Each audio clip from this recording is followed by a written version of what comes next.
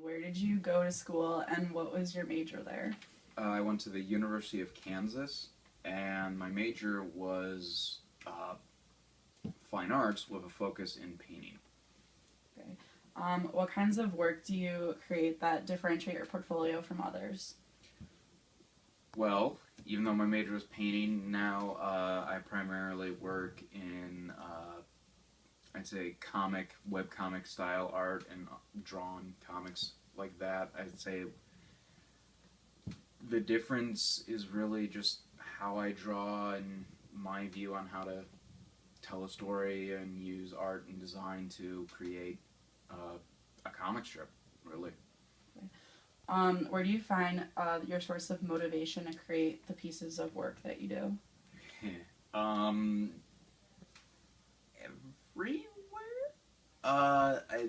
The find motivation, I mean, it also can depend on the material, but I mean, there's a lot of research, a lot of Pinterest, a lot of Google, and then a lot of actually going out in the world and seeing things and actually experiencing things to get all the inspiration that you can from anywhere you can at any time. Okay. So like typically, what's your day-to-day activities? Varying. I don't really have a huge set schedule, depending on what's coming up and what's going on.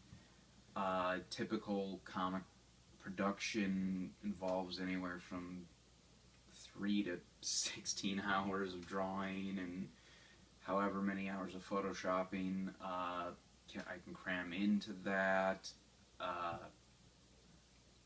I try to try to eat, sleep, and draw, and if things are just not working, not going, I have to rehash and go back. It's a really, you have to be flexible.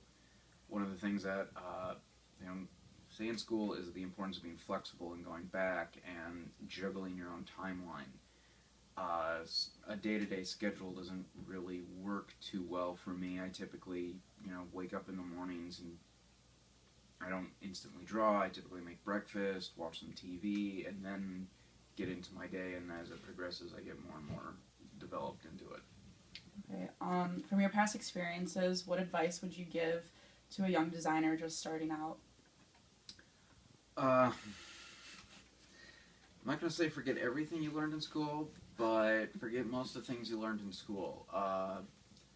What they probably haven't taught in school, what I was never taught, what most of my friends who I went to school with were never taught, was in art, in any creative sort of field, probably the most important thing is obsession.